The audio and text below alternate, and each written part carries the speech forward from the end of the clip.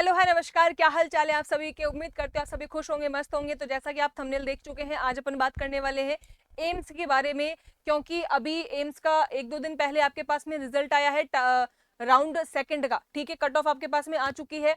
लेकिन मैम अब बात ये करनी है कि अपने पास में जैसे मेरा सिलेक्शन नहीं हुआ तो क्या मुझे ओपन राउंड में सीट मिल सकती है क्या? क्या आपकी रैंक अगर 4000 के अंडर है तो क्या मुझे वहां पर एम्स में कोई कॉलेज मिलेगा, कोई इंस्टीट्यूट मिलेगा, कोई एम्स मुझे मिलेगा या नहीं? उन सभी के बारे में आज अपन बात करने वाले हैं। तो सबसे पहले तो बात कर लेते हैं कि अपने पास में जो कट ऑफ है वो कितनी रही है, ठीक है। कैटेगरी वाइज कट ऑफ अपन देखने वाले हैं। राउंड वन की जो कट ऑफ रही थी वो ये रही थी आपके पास में 1803 जनरल की।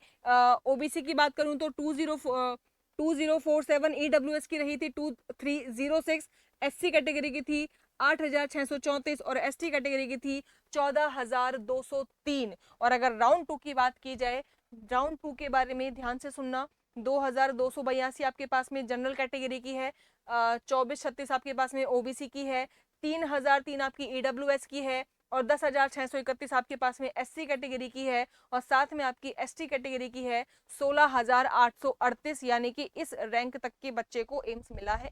तो अब ओपन राउंड की बात करेंगे। उससे पहले मैं आपको बता दूं कि आपके पास राउंड टू में आपको एम्स वाइज क्या क्या कैटेगरी, क्या क्या कट ऑफ आपके पास गई है यहाँ पर, तो जरा ध्यान से देखना। अगर मैं दिल्ली की बात करती हूँ तो जनरल कैटेगरी में जिस बच्चे को एम्स दिल्ली मिला है वो लास्ट है आपके पास में 238, ओबीसी की है 317, ईडब्ल्यूएस की है 434, एससी कैटेगरी की है 4863 और एसटी कैटेगरी की है 7979। इसी तरीके से ऋषिकेश एम्स है, उसकी सारी की सारी कट ऑफ है। ऋषिकेश के अपन ने निकाली है जोधपुर की, भोपाल की, भुवनेश्वर, भटिंडा, बिलासपुर, गुवाहाटी, कल्याणी, राजकोट, बीबी नगर, मंगलागिरी, पटना, ठीक है।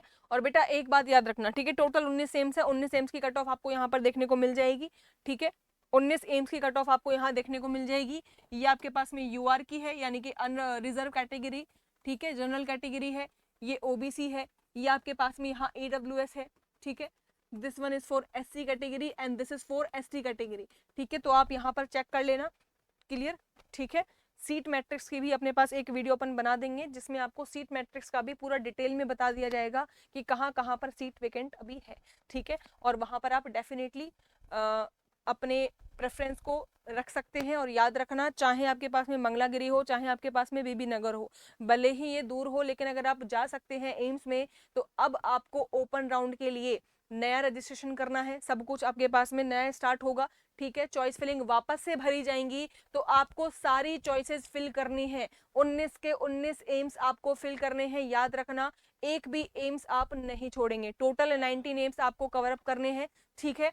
क्लियर है बात इतनी? तो अब मैं आपसे बात कर लेती हूँ यहाँ पर ओपन राउंड की एक्सपेक्टेड कट ऑफ के बारे में कि अभी ओपन राउंड आपके पास में मान करके चलिए कि आपके पास में सितंबर के वीक में आपको देखने को मिल सकता है, ठीक है। ओपन राउंड का जो रजिस्ट्रेशन आएगा, जो नोटिफिकेशन आएगा, वो आपके पास में सितंबर में आने के पूरे पूरे चांसेस है, ठीक है। तो आपको सबसे पहले तो मैं बता दूं, आपके पास में राउंड टू की जो कट ऑफ गई है वो गई है 2282, यानी कि 2282, ठीक है। 2282 आपके पास कट ऑफ गई है। और अभी जो आपकी ओपन राउंड में अगर आपके पास मान लीजिए 3300, अगर आपकी ये रैंक है तब आप ओपन राउंड के लिए जा सकते हैं। आपको वेट करना सही है। अगर आप एम्स में एडमिशन लेना चाहते हैं और अगर आपके पास में 3000 के आसपास आपकी रैंक है, 3200 या 3300, ठीक है, और लमसम अगर आपके पास में इतनी रैंक है तब आप जनरल कैटेगरी से ओपन राउंड के लिए फाइट करना, काउंसलिंग में पार्टिसिपेट जरूर करना, ठीक है। अगर एम्स मिलता है तो बेटा बहुत ही बढ़िया बात है, मौका क्यों गवाना है। और चाहे कोई सा भी एम्स हो बेटा, एम्स से पढ़ाई करना ही बहुत बड़ी बात होती है, अपने आप में ही बड़ी बात है, ठीक है। आप जानते हैं क्लिनिकल एक्सपोजर वहां पे कितना ज्यादा अच्छा है। तो डेफिनेटली आपको सारे फिल करने हैं और सारे आपको ज्वाइन भी करने हैं। अगर आपको मिल जाता है तो बेटा ज्वाइन कर लेना। राउंड टू वाले बच्चे ध्यान से सुन लेना, एम्स नहीं छोड़ना है, एम्स मिल गया है तो ज्वाइन जरूर करना, ठीक है, वरना पेनल्टी तो आपको पता ही है। अब बात करते हैं ओबीसी कैटेगरी के लिए मैम कितनी कट ऑफ रह सकती है। तो बेटा ओबीसी कैटेगरी के लिए अगर मैं ओपन राउंड की बात करूं तो जिसकी रैंक 3500 के लमसम है, अराउंड इसके पास आपकी रैंक है 3500 के आसपास, तब आप ओपन राउंड के लिए एक्सपेक्ट कर सकते हैं कि आप इसमें भरेंगे और शायद से आपका सिलेक्शन जो है वो हो जाए, ठीक है। लेकिन हाँ, इससे ज्यादा के जो बच्चे हैं जैसे कि 5000, 6000, 7000, तो बेटा साफ दिल पे पत्थर रख लो चाहे, लेकिन मुश्किल है, ठीक है, ये सुन लीजिएगा, है ना, इतनी हायर रैंक वालों को शायद ना ही मिले, ठीक है, नहीं मिलेगा। तो डेफिनेटली उसके बाद में ऑप्शन क्या है, क्या हम कर सकते हैं, वो सारी चीजें मैं करूंगी, बताऊंगी अभी आपको। ईडब्ल्यूएस के बारे में बात करें तो 3003 आपके राउंड 2 की कट ऑफ गई है, और ओपन राउंड बेसिकली एक तरीके से तो अनप्रेडिक्टेबल राउंड अपन बोल सकते हैं, क्योंकि इसमें बच्चे कभी कभी क्या सीट भी छोड़ देते हैं, ठीक है, अगर उनको कहीं और बेटर मिल जाता है, जैसे कि नीट वगैरह में हो जाता है, तो वो उस सीट को छोड़ देते हैं, ठीक है। तो आपके पास में 3003 है, ठीक है। यहाँ पर मैं आपको बोलूँ अप्रोक्सीमेट 4000 या 4200 के आसपास अगर आपकी रैंक है, तब आप अपने आप को थोड़ा सा सेफ फील करवा सकते हैं, क्या ओपन राउंड में आपको एटलीस्ट कॉलेज मिल जाएगा, ठीक है, एम्स आपको मिल जाएगा। और एससी कैटेगरी की बात करूँ तो बेटा एससी कैटेगरी में लगभग आपके पास में 13,000 से 15,000 के बीच में जितने भी बच्चे हैं, या लगभग अप्रोक्सीमेट 15,000 तक के बच्चे, ठीक है, वो आप लोग डेफिनेटली आप यहाँ पर भी देख रहे हो 14,000 से बेटा 16,000, मतलब कि 2,000 का फासला तो यहीं पर आ चुका है, ठीक है, लगभग, है ना। तो यहाँ पर भी आप मान करके चलिए कि 13,000 से 15,000 तक, यानी कि हो सकता है कि 13,000 तक के रैंक वालों को बच्चों को मिले, या 12,500 रैंक वालों तक को मिले एम्स, ठीक है। तो आपको अगर आपकी रैंक 15,000 भी है तब भी आपको काउंसलिंग के लिए जाना है, ये सुन लीजिएगा, ठीक है, क्लियर, क्योंकि open round completely unpredictable round है, ठीक है, पूरी तरीके से अनप्रेडिक्टेबल है। अगर बात की जाए राउंड 2 की 16,838 यहाँ पर थी, और अगर मैं एसटी कैटेगरी की बात करूं तो आप मान करके चलो कि लगभग 20,000 से 21,000 या फिर 22,000 में मैं इसको बोल दूं तो कोई दिक्कत नहीं होगी, क्योंकि यहाँ पर इसकी रैंक बेटा ज्यादा ही जाती है, ठीक है, इसकी कट ऑफ आपके पास में लगभग इतनी जाती ही जाती है। तो अगर आपके पास में ये कट ऑफ है अभी, आपकी ये रैंक है अभी आपकी, ठीक है, तब आपको ओपन राउंड में 200% काउंसलिंग करानी ही करानी है। अब मैम ये बताइए कि जनरल कैटेगरी में हूँ लेकिन मेरी रैंक 5,000 है, अब मुझे क्या करना चाहिए, क्योंकि इस तरीके से तो मुझे एम्स मिलने से रहा इस साल। तो बेटा अगर आप इस साल एम्स नहीं ले पा रहे हो कोई दिक्कत नहीं है, और अगर आप ड्रॉप भी नहीं लेना चाह रहे, आपको एम्स नहीं मिल रहा कोई बात नहीं, लेकिन आप ड्रॉप भी नहीं लेना चाह रहे, ठीक है, ड्रॉप भी नहीं लेना चाह रहे, तो मैं आपके पास एक लास्ट ऑप्शन बता देती हूँ, जहां पर एम्स के बाद में सबसे अच्छा क्लिनिकल एक्सपोजर देखने को मिलता है, ठीक है, और वो है पीजीआईएमएस। आप चैनल पर जाइए, ठीक है, चैनल को सब्सक्राइब कर लेना, चैनल पर जाकर के वीडियोस वाले सेक्शन में पीजीआईएमएस क्यों जरूरी है या फॉर्म भरना क्यों जरूरी है वो पूरी डिटेल मैंने आपको बता रखी है, रीजन भी बता रखा है, फीस वगैरह सब बता रखा है। और रिमाइंडर मैं आपको दिला देती हूँ, पीजीआईएमएस रोहतक का जो फॉर्म है वो निकल चुका था अपने पास में, और 31 अगस्त अभी उसकी लास्ट डेट है। तो आप इस लास्ट डेट तक या फिर आप 31 अगस्त तक आपके पास मौका है। एम्स के बाद में सबसे अच्छा कॉलेजेस है पीजीआईएमएस रोहतक का, ठीक है, आप वहां पर भी जाकर के बीएससी नर्सिंग कर सकते हैं। 31 अगस्त लास्ट डेट है और 13 सितंबर को इसका एग्जाम होगा, और एग्जाम के लिए तैयारी भी आपको इसी चैनल पर करवाई जा रही है। तो आप डेली सुबह 10 बजे जुड़ना मत भूलिए, ठीक है, याद रखिए डेली सुबह 10 बजे आपकी फिजिक्स की क्लास चलती है और एक सीरीज चल रही है, और आपके पास में यहाँ पर मॉक टेस्ट भी आपको मैं करवाऊंगी लाइव, ठीक है।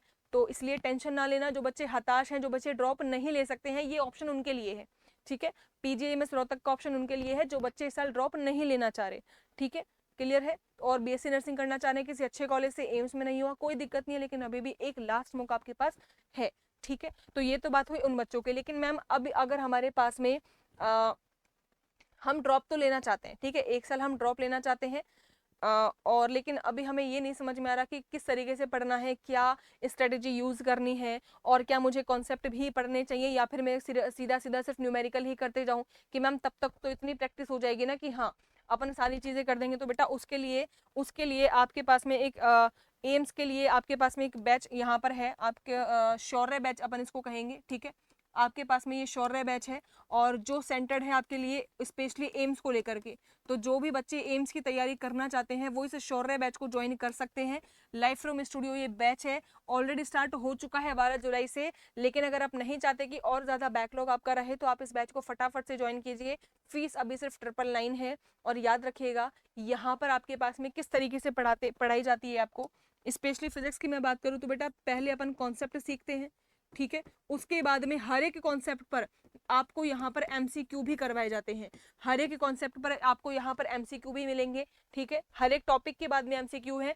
तो इसलिए टेंशन ना लो, हर एक टॉपिक के साथ में जितने भी एमसीक्यूज है वो सारे करवाएंगे। हर एक चैप्टर को खत्म होने के बाद में, उसके बाद में भी एक आपके पास में ऐप में ही 30 से 35 तक का एमसीक्यूज भी वहां पर चलता है, जिसमें आपका कंप्लीट चैप्टर जो है वो कोर सब्जेक्ट है, जो आपके पास में जो चैप्टर है वो कंप्लीट तरीके से कवर हो जाता है। ठीक है, चैप्टर वाइज चीजें यहाँ पर चल रही हैं, तो डेफिनेटली आप इस बैच को ज्वाइन कीजिए।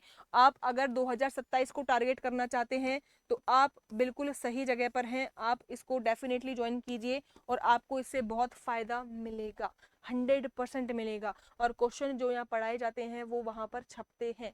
ठीक है, ये आप उठा करके भी देख सकते हैं, प्रीवियस ईयर वाले पेपर भी, और साथ में जो वाईटी पर क्लासेस चलती हैं उन क्लासेस से भी क्वेश्चंस आपसे पूछे जाते हैं।